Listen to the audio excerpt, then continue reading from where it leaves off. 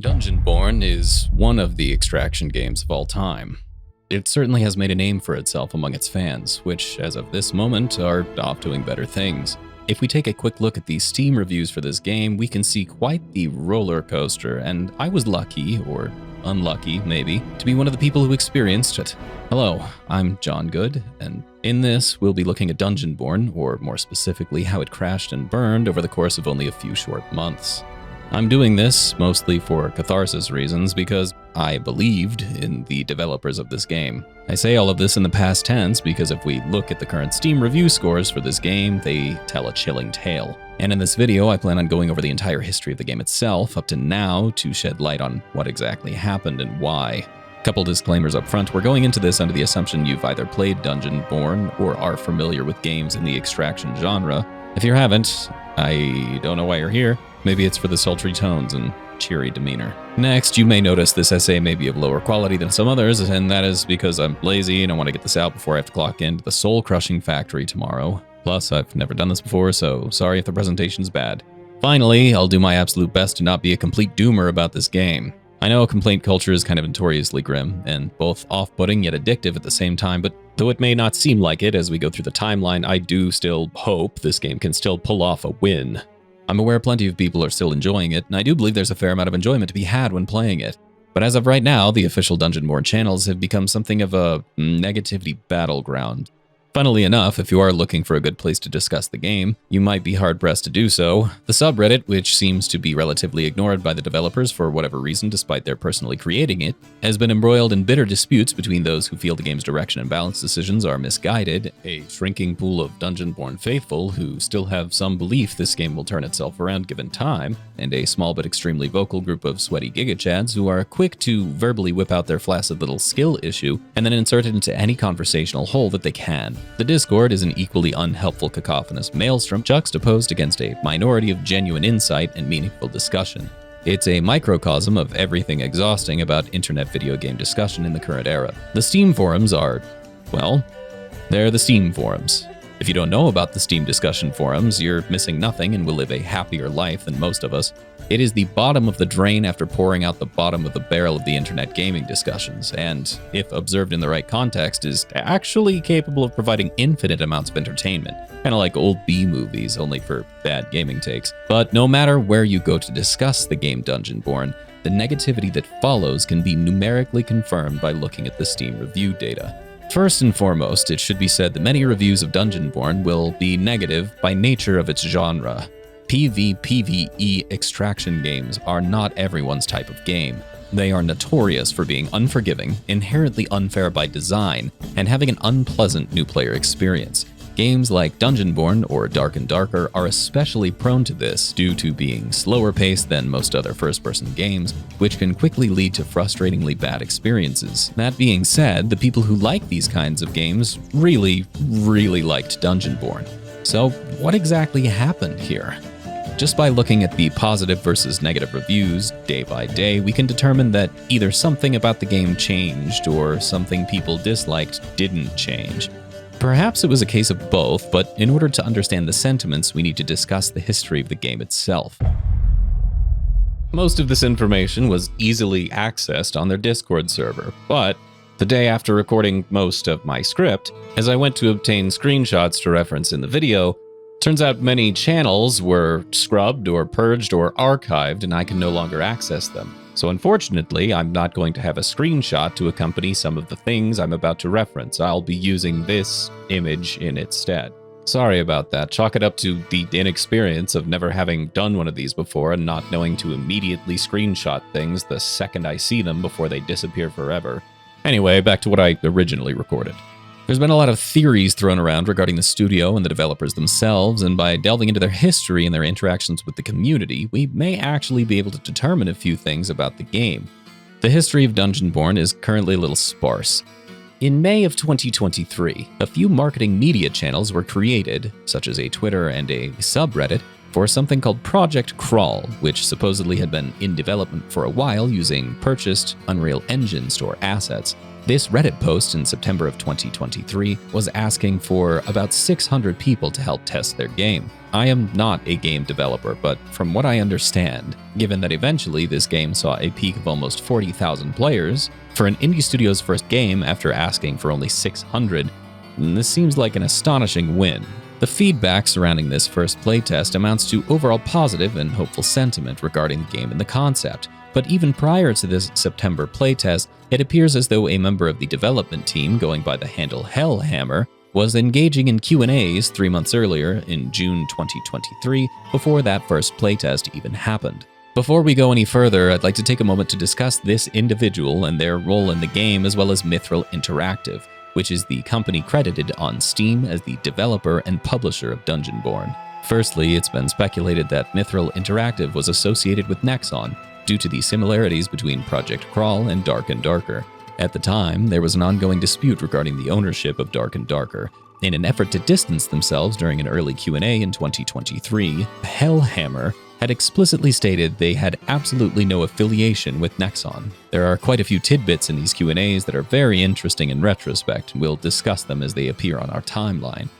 It's also been widely claimed that Mithril Interactive is associated with a Tencent publishing company known as Proxima Beta. Proxima Beta is a Singapore-based company that was rebranded to the name Level Infinite in 2021. This link can actually be confirmed in Dungeonborne's end-user license agreement, which lists Proxima Beta Pte. Limited, and also makes reference to something called Wii Game. Wii Game, if you're like me and didn't know this, is a Tencent-owned Steam competitor in China. I was unable to verify whether Dungeonborne exists on the Wii Game platform since I live on the freedom side of this curtain, and I'm only willing to dive so deep for this particular iceberg.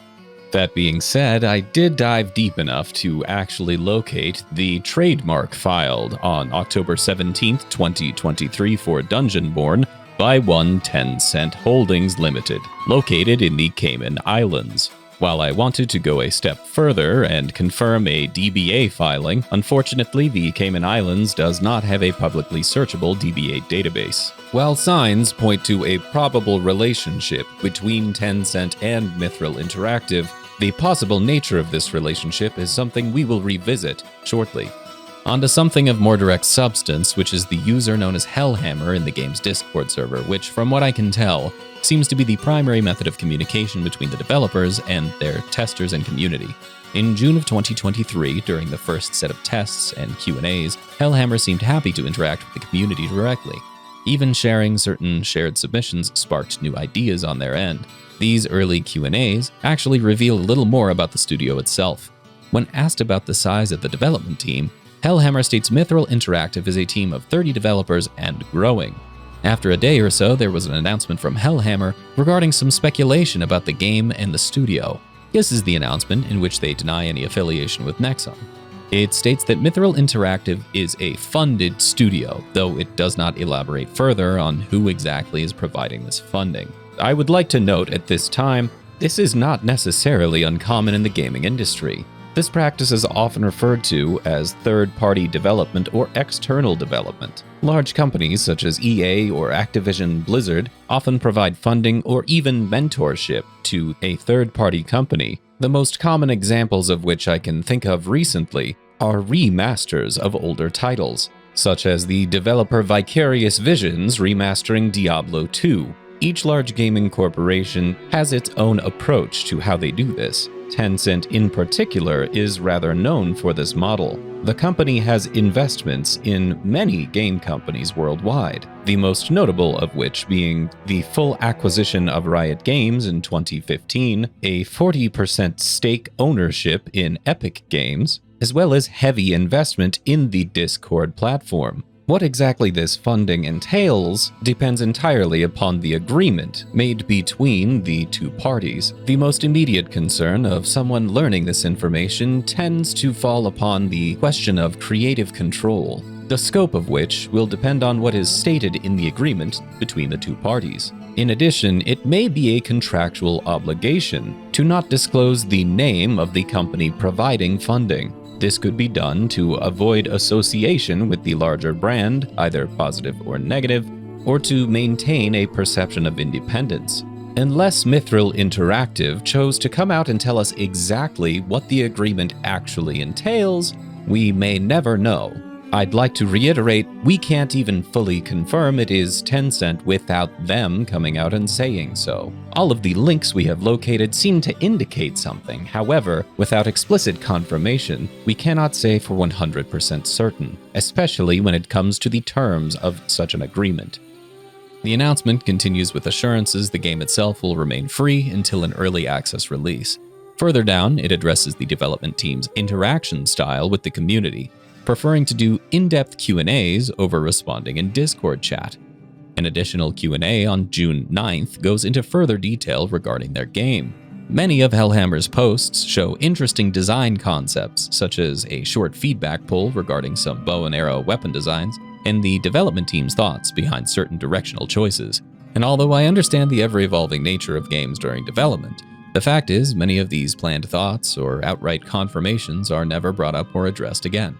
Hellhammer's interactions during this time are directly with individuals within the community, which is counter to the previously stated in-depth Q&As versus responding in chat thing. Perhaps this was an attempt by Hellhammer to be more active within the community itself. And while this communication style of directly interacting with the community as more individuals joined the Discord or the game got closer to release is eventually dropped entirely, it's interesting to note the direct interaction between this single member of the development team and the community they were helping to cultivate, asking for feedback or thoughts on design or concepts that would make it into the game. On July 29th, it was teased that a functional PvP prototype was in action, which is quite an interesting thing to think about, as the very first alpha playtest I originally referenced would begin on September 26th, meaning the game had only had playable multiplayer for roughly 2 months before testers got their hands on it. It seems things were moving relatively smoothly or quickly. Another note, about this time, to incentivize playtesters to sign up and play their game, $5,000 worth of Amazon gift cards were promoted as a part of a prize pool for participating testers. Throughout this first playtest, Hellhammer continued to interact with the community directly, responding to feedback and questions intermittently. I'd like to note again this communication style that comes from this user at this time. The responses stand out as peculiar in the way of them adjusting their speaking style from something more friendly and personable to more formal and well grammatically constructed. This continues throughout their posts over time, and there are even a few posts dedicated specifically to ensuring clarity in their communication. It's at this time that I would like to pose it is a possibility this user Hellhammer is not actually a single developer, but in fact, a single account that a few developers perhaps were using to make official posts or speak with the community, at least during this time. I'm putting a fair amount of emphasis on the developer's communication here, as I believe going forward it had a direct impact on the reception and expectations surrounding this title. As the first playtest kicked off, it also came with a financial incentive to report bugs in the way of more $50 Amazon gift cards. In addition, a community event to provide critical feedback also came with a financial incentive of $50 Amazon gift cards. At this point, I'm wondering if they're actually a secret Amazon game studio. At the conclusion of the playtest, a statistics and highlights spread was provided to the players. Very little communication occurred following this playtest until, a month later, Hellhammer responded specifically to a single Discord user, voicing concern the developers had gone radio silent. Hellhammer says here, "Hey Juiced, I totally hear you, and sorry if it's felt like we've gone radio silent lately. We've been super busy with development and planning the next playtest. We have some huge announcements coming, but we want to do them properly and professionally, so it may take longer than expected." It wouldn't be for another month that Hellhammer would post to the channel with yet another apology regarding the radio silence. On January 26th of 2024, Hellhammer announced the next playtest being open, along with the official name for the game as Dungeonborne. This playtest would be open to all of the current Discord members and run prior to the Steam Next Fest, which Dungeonborne would be participating in order to test server stability. On February 1st, the Discord playtest concluded with what I will consider the first official balance patch notes from Hellhammer, which outline adjustments that were decided on after collecting internal data and receiving direct tester feedback. I'd like to reiterate that up to this point, community sentiment was largely positive and the game seemed quite well built out despite it being considered an alpha of sorts. The community engagement was mostly well-meaning and criticisms were leveraged with detail and suggestions. There were certainly concerns regarding balance and, as should be expected, the occasional bad take event. But overall, again, people truly seemed excited for the development of this game. Finally, on February 2nd, the Steam Next Fest demo was opened up. In the announcement, Hellhammer states this: "You're about to dive into a world that has evolved significantly from our first alpha build, with tons of new content and improvements, all shaped by your input. Rest assured, we'll continue listening to the community's voice and are committed to incorporating your insights." According to the announcements, there was indeed quite an expansion in game content, as a new map was added along with several new classes. In a personal anecdote, I began playing Dungeonborne during this test and joined the Discord to watch for upcoming developments. The game was far more accessible and enjoyable for me than the first Dark and Darker play test. Many other people agreed with this sentiment and voiced their enjoyment and encouragement for the game. According to a post on the 5th, Dungeonborne was the #1 game of the Steam Next Fest for 2024. On February 8th, another Q&A kicked off, and this one has some particularly interesting responses that may clear up questions pertaining to future balance adjustments. Question: what is your intention with PvP? Is the aim to make each class counter each other for balance, or do you aim to make every class balanced enough for players to choose how they want to play? Answer: our PvP gameplay is designed around 3v3 as a baseline. The goal is to have each class offer a valuable, fun, and unique tactical role. Classic counter dynamics will exist, such as rogues posing a greater threat to the backline but having a lower margin for error against heavy armor classes. Cryomancers will significantly disrupt bulky frontliners, etc. However, even when facing counters, we will ensure that all classes have multiple strategies to remain viable, providing them with sufficient options to counter and compete effectively in 1v1 scenarios. Question: which of the game modes would you say is your main focus? Dungeon delving or arena? Answer: both game modes complement each other and we give them equal attention. Our goal is for players to hone their tactics in the arena, test their builds, and equip those legendary and unique items you might hesitate to use elsewhere. We also analyze endgame build balance throughout arena play. These were mostly satisfactory answers for the community at the time. On February 12th, the Next Fest demo wrapped up. A week later, another fun information block was dropped. For 2 weeks, there was silence from Hellhammer, and a now growing community began to voice concerns about the game. On March 4th, Hellhammer returned to post once again and assure a fairly sizable audience now they were working on the game. The post concluded with the tag, "Let Mithril cook." Sentiment at this time was very positive and hopeful, with the Next Fest demo reaching thousands of new players and the hype beginning for an official early access release. Let Mithril Cook was often posted or used as a method of encouragement from the community and to voice hope for the game's future. Posts from Hellhammer were extremely sparse following this, with another general Q&A being released on May 27th, nearly 2 months later. The key takeaway from this Q&A is the following question, and more importantly, the answer given. Question: is this game the Dark and Darker killer? Answer: we wouldn't call ourselves that. Our goal is to make the best extraction RPG on the market that fulfills a dungeon-crawling fantasy for a wide range of players. I guess another goal we have is to never roll out an update with a 16-hour downtime.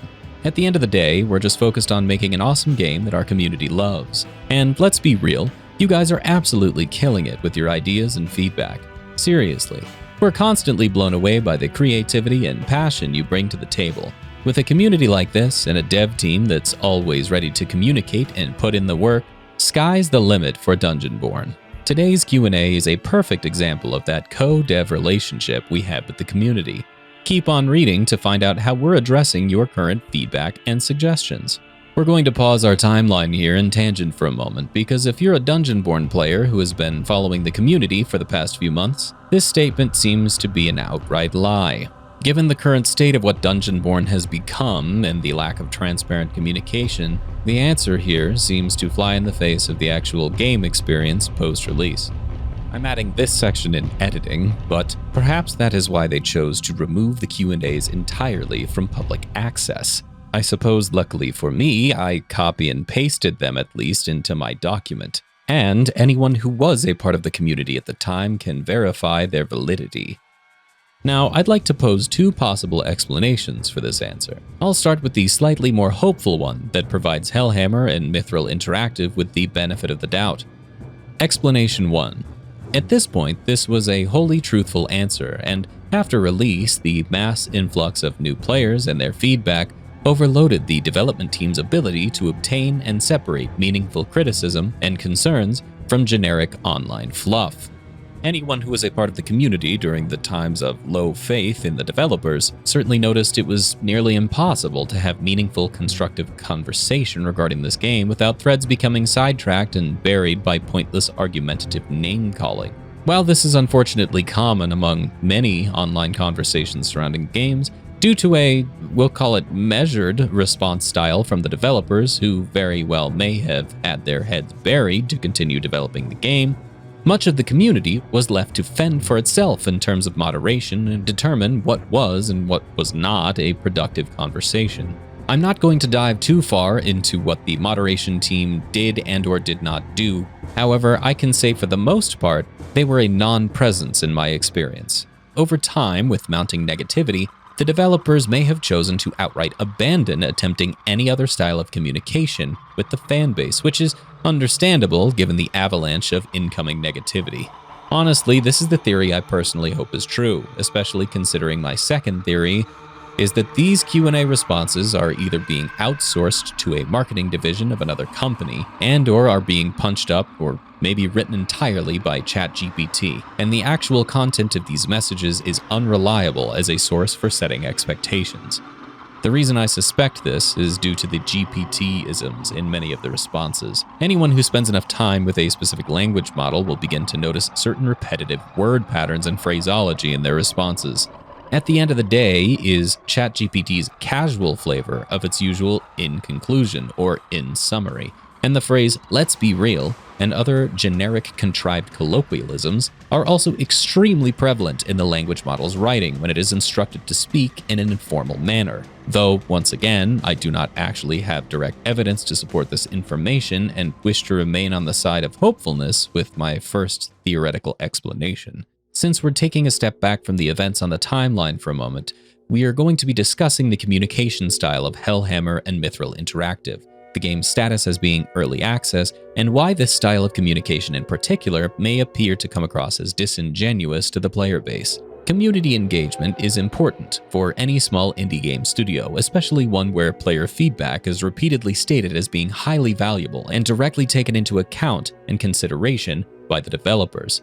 But at this time, the trend of Hellhammer poking it to make a generic, business-safe marketing post to drum up hype and alleviate general concerns leaves players with very little to hold on to in the hopes that a promising game they believed in was in good hands. The vast majority seem to be precisely worded and particular about verbiage, which at this point in time comes across as fake rather than well-meaning.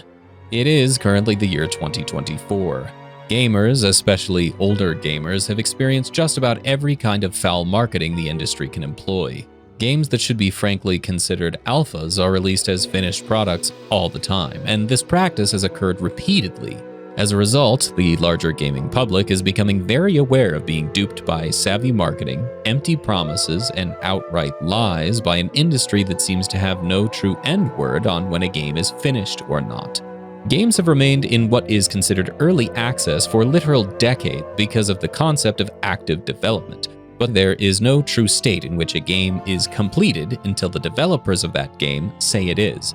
There is currently a quiet tactic in labeling your game as beta or early access, as it lends itself to a certain amount of forgiveness within the game's experience itself. While encountering a game-breaking bug, glitch, or crash in a game you are truly enjoying does suck, there is a moment that occurs afterwards in the minds of most conscientious gamers where they reflect on the early access status of such a game and provide it with a bit more personal forgiveness for that loss of time, enjoyment, or emotional energy. The thought that occurs is usually something like this: The developers are working on this game, so in the future, I'm not going to have to run into this ever again. It's not gone unnoticed by the general gaming public that certain games hide under this label of early access in order to get away with, "Don't worry guys, we're still working on it," as an excuse. I mention this to reinforce the idea that the gaming public is becoming more aware of such practices and more particular about where they choose to spend their time. In the case of Dungeonborne, I do not believe that it is using this effect for ill means. There were only 5 months between when a workable player versus player prototype was shown off to the Next Fest demo, so this game is very much an early access title in active development. However, being told by the developers repeatedly that all feedback is considered and will be highly valuable and have a direct impact on the future of the game, it incentivized players to voice their thoughts, feelings, ideas, and concerns about the game itself. When there is no measurable way to determine whether or not your feedback was taken into consideration, it is easy to see why so many players feel apprehensive about the game's future, especially given everything that has occurred. We'll wrap up this tangent for now, but reapproach it after completing the timeline. To finalize the observation, up to this point, the communication style of Hellhammer has been quite variable, between intermittently popping in to add a few words to the discussion, adding in those marketing posts, but then going silent for months. Back to the timeline, a few more teasers were released before June 6th, when it was announced the final playtest would begin July 3rd. In this announcement, a key bullet point can be noted: transparency and long-term commitment. Dungeonborne will be a paid game, with a fair price and regional pricing on Steam. We want to give you the opportunity to play the game first and see our dedication and hard work for yourselves before deciding whether to make a purchase. We believe in the quality of our game, and we want you to be able to make an informed decision. Additionally, we want to emphasize that Dungeonborne's early access is not a short-term gimmick, but a long-term commitment. It should be noted at this time, it was widely theorized and generally accepted that Dungeonborne would be a paid game, one you can pay for once and own forever, or at least until the developer stops supporting a central server. At that time, the concept of Dungeonborne being free to play was highly doubtful, and although there were concerns regarding a stable player base should the game release with a higher price tag, it seemed generally accepted that a fair, modest pricing model would be chosen for this game. During this time, the developer's announcements became more frequent and granular, often detailing key systems and concepts in depth to explain the developer's thought processes and requesting feedback regarding that information given. Over the next several days, Hellhammer posted announcements pertaining to the game's seasons, the heirloom system, the addition of the Mithril Order mode, anti-cheat, and the reveal of the Druid class. On July 3rd, 2024, the final playtest began in earnest. On July 5th, a minor balance patch and quality of life adjustment was made. Another was made on the 8th, and the playtest was announced to be concluding on July 11th. This end time came earlier than originally anticipated, though it was most likely chosen to end at this time, as their early access release date was announced to occur only 1 week after the conclusion of the playtest. Though the announcement included many planned adjustments and balancing choices that would be brought into the game for early access release, an excerpt regarding balance was made in this announcement that I feel is relevant to future discussion. Dev notes on class balance. Throughout the playtest, we've been closely monitoring your feedback and suggestions on class balance. In addition to community feedback, we're using data analysis such as extraction rates and KD ratios to guide our decisions. Balancing classes is a complex task, so we aim to make thoughtful and well-considered adjustments rather than rushing any changes. We recognize that the response to this round of balance changes has been slower, as we have been implementing a multi-skill system. Some known class difficulties will be addressed by adding these new active skills and passives. Our current data also indicates that performance across all classes is relatively balanced in 3v3 matches, which is our primary focus for balance. However, we understand the importance of 1v1 balance and are committed to improving it as much as possible while preserving balance in 3v3 gameplay. On July 13th, an announcement was made regarding the decision of the development team to have not announced the exact cost of the game or allow pre-orders. Though much of this is an interesting read in hindsight, it leads us to two possibilities. Either the development team deliberated on the pricing model up until the very last moment, or they had decided to release the game as free-to-play much earlier than this and chose to save that announcement until the last moment as a marketing play in order to gain public favor, though this statement in particular did not age well. Standard practices. You'll be able to purchase Dungeonborne directly through Steam using standard methods. We will not be exploiting loopholes by asking you to buy shards to purchase the game, making it non-refundable. We respect your right to refund the game if it doesn't meet your expectations. It shouldn't need to be explained to anyone who's played Dungeonborne how this comes across as slightly scummy, knowing that the game released for free yet included a premium currency which was non-refundable, and game features which were locked behind this premium currency. It could only be argued that this was still a true statement, and the premium currency had no value in the context of actual gameplay if that had stayed the case. Along with planned balanced patch notes and the announcement of the game being free to play, Dungeonborne officially released on Steam on July 18, 2024 to mostly positive reviews.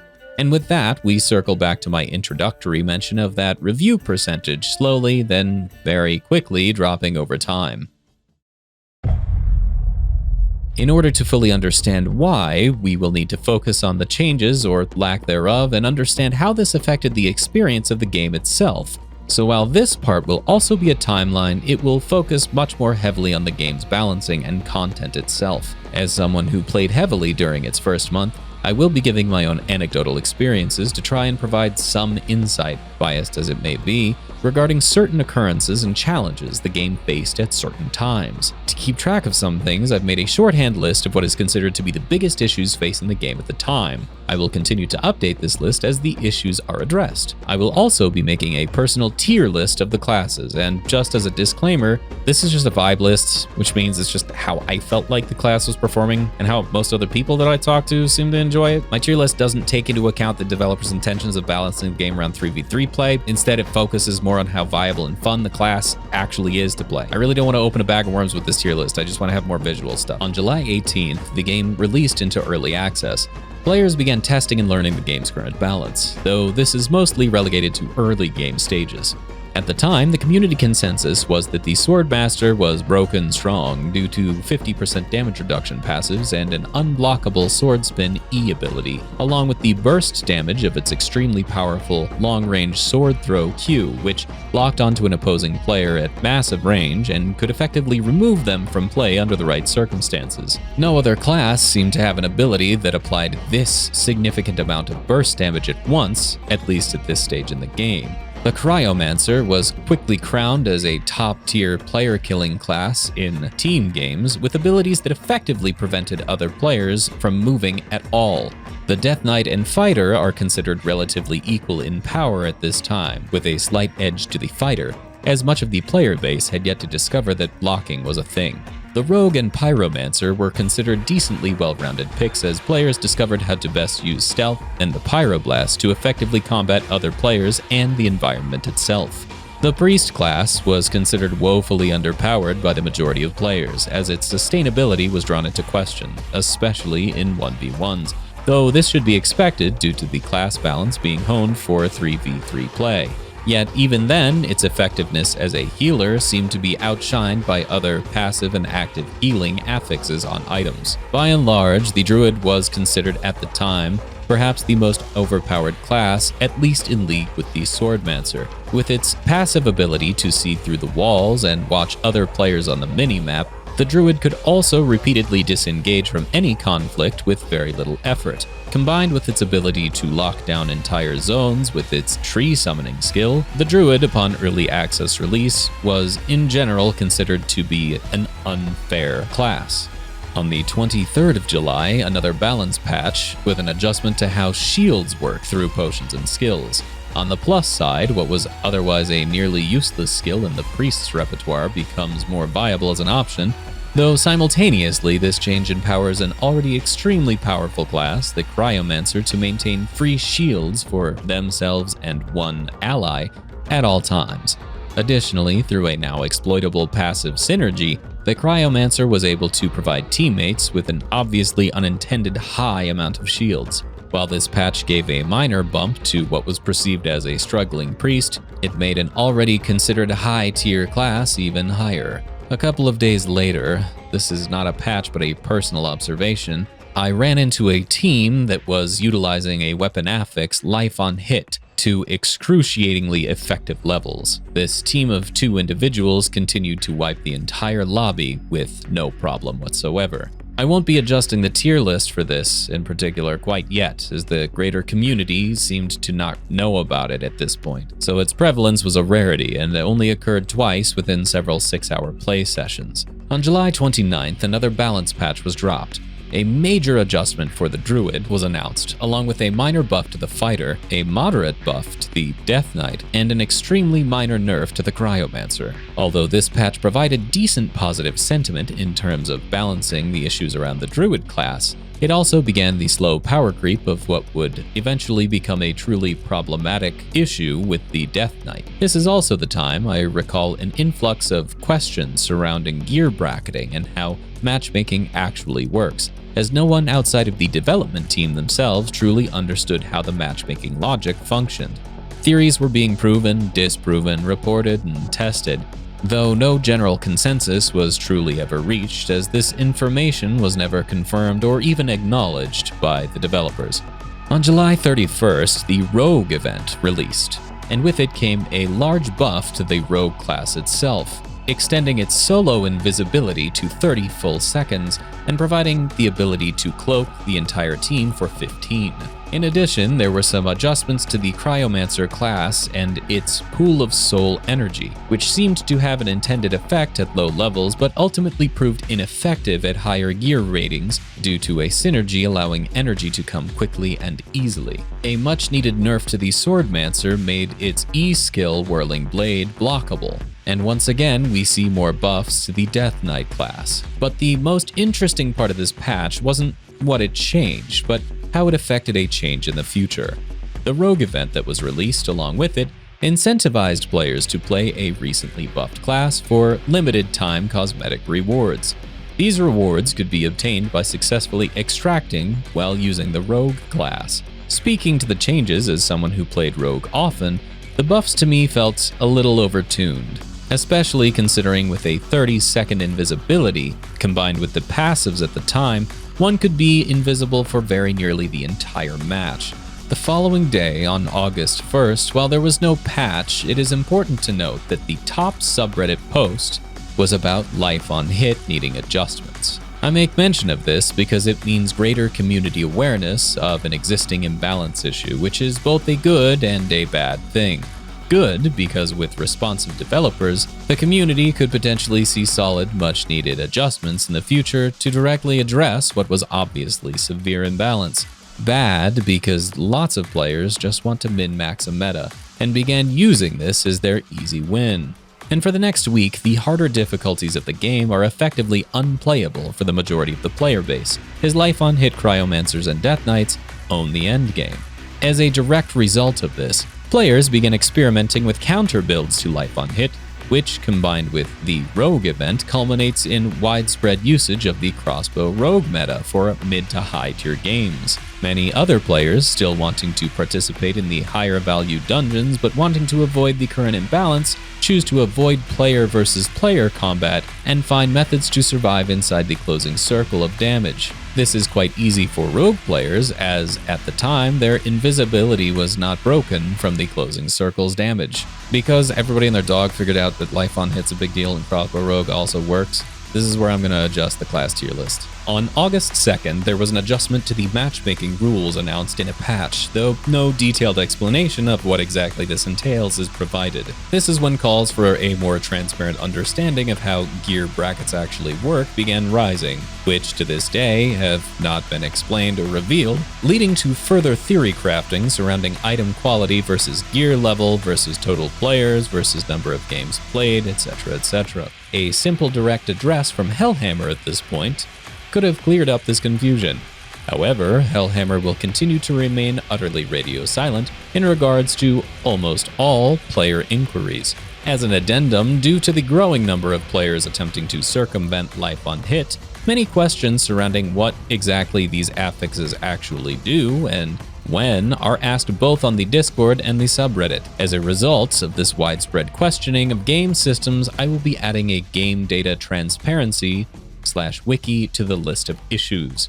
On August 6th, a patch is released that adjusts the red zone to cause more damage in the higher value classic mode, forcing more player versus player engagement and preventing loot farming by those players attempting to avoid the current extremely difficult to beat meta of life on hit and crossbow rogue.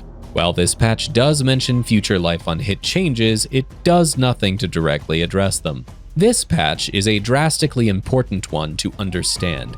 This patch made it clear that Mithril Interactive was concerned about their game economy, targeting players who were escaping by hiding in the red zone, though perhaps it sent the wrong message.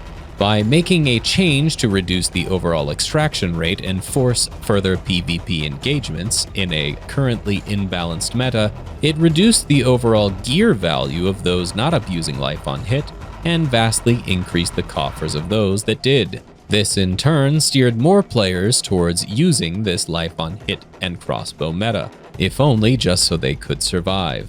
Perhaps more importantly, by making a change aimed at extraction rate reduction or reducing the gear value of either less skilled players or players who were not utilizing the meta at the time, rather than addressing the balance issues first, it unintentionally and quietly encouraged the abuse of exploitative behaviors in the game. It is my belief this unintentional message was received by those currently abusing the life on hit ability. This moment in particular is a perfect example of why the communication style of Hellhammer and Mithril Interactive is a flawed approach to an ongoing and in-development game. In hindsight, this change absolutely should have been delayed the 2 extra days to happen along with the life on hit adjustments simultaneously. Upon release, it was received very poorly by many in the community, and this poor reception again went without developer response. On the 8th of August, a patch modified the X on hit affixes, as well as modified some set bonuses. If the previous patch wasn't the first crack in community goodwill, this one certainly was. While correction coefficients were integrated into the game, allowing for adjustments to these on-hit affixes and abilities, the actual corrections that were made were peculiar. At lower gear scores, the on-hit stacks were far less effective, impactful, and less problematic.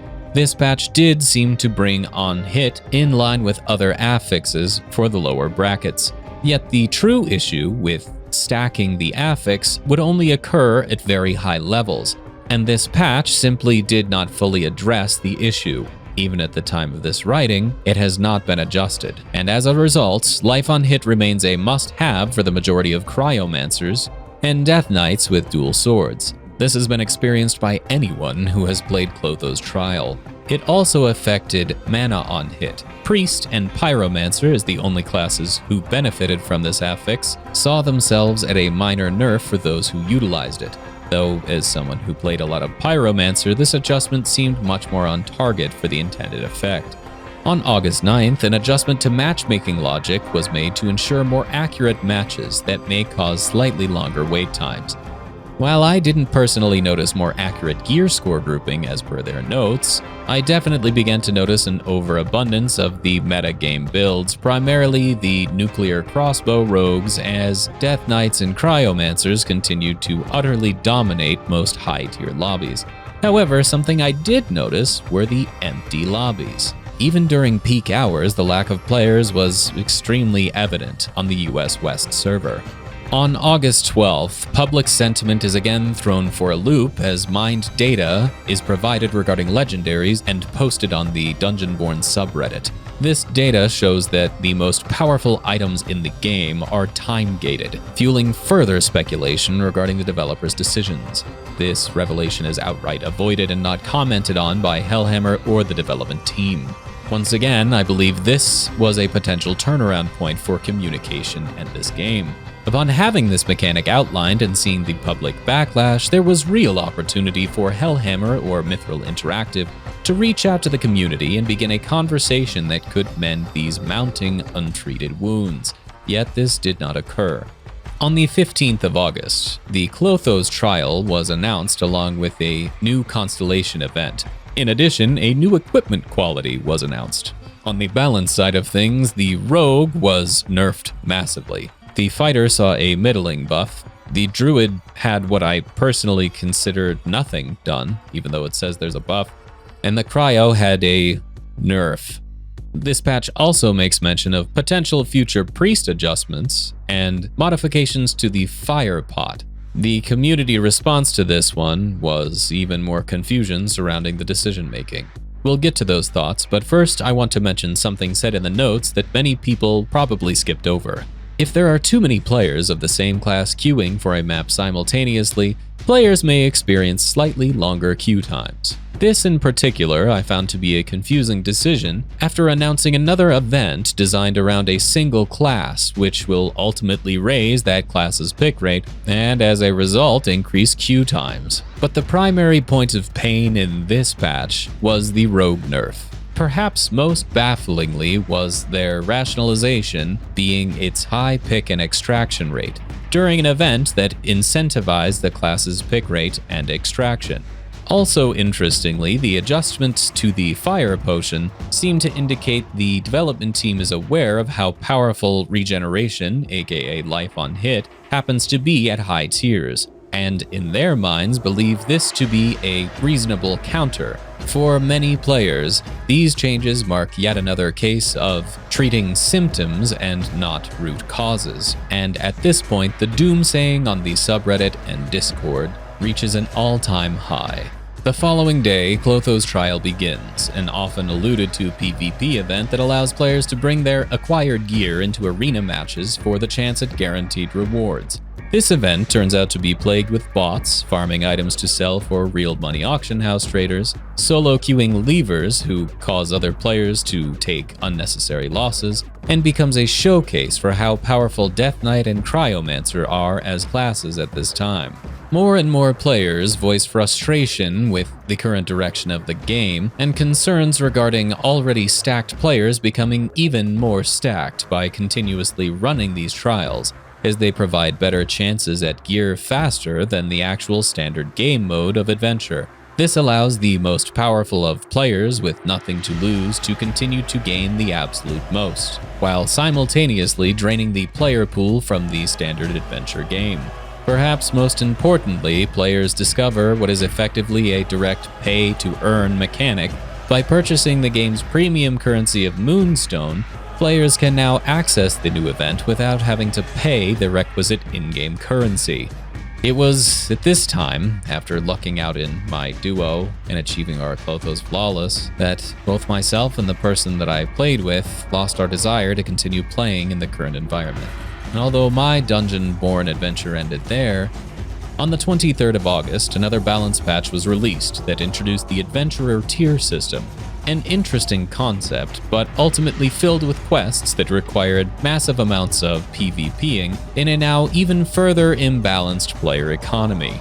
Adjustments to the heirloom system was made, though many players felt as though these adjustments were in the completely wrong direction, and any attempt to prevent affix stacking had come far too late to be effective in the current season. The player count had dipped significantly, which led to many reports of individuals simply choosing to enter into the game in only gray items so as to avoid playing with these richest players. Yet this sometimes was reported to also not function properly, as reports of gear score discrepancies continued to rise, and zero gear score players encountered players who had diced their legendary items in the game's easiest game mode. On the 29th, an additional balance patch was made to adjust rogue gameplay even further, highlighting a particular focus on a class already heavily tweaked back and forth over the past month. And finally, on September 6th, what would be the nail in the coffin for many players occurred when Mithril Interactive chose to combine 3 regions into a single one in order to combat their dwindling player base. Many players were no longer able to find a match under 200 ping, which caused widespread negative backlash and the massive red spike in the reviews of this game. Repeatedly throughout these patches, we can see Mithril Interactive targeting symptoms of a greater issue instead of the exact cause. In the past, Hellhammer's announcements often came with repeated assurances that the development team was monitoring feedback, continued requests for critical reviews as they were listening. And to be fair to them, in many of the balance patches, their rationale for the decision-making was often voiced. Yet this rationale once again addresses symptoms, not causes, and relies on data points alone. Players continued to provide what Mithril Interactive asked for and repeatedly pleaded in the suggestions channel and on their subreddit for answers to their concerns, for responses to the mounting issues.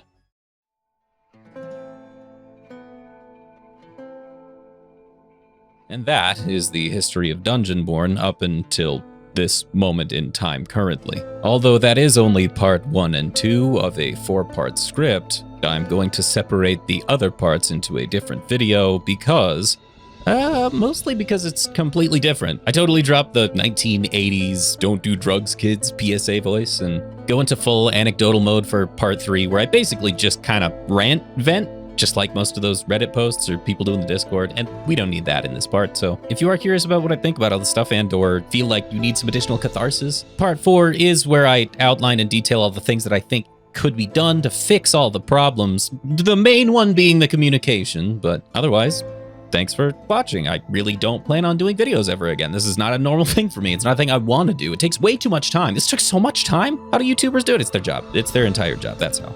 But just as a final word on this one, I am actually still willing to let Mithril cook. And I think given time, a lot of other people probably are too, but I guess we'll find out. See you later.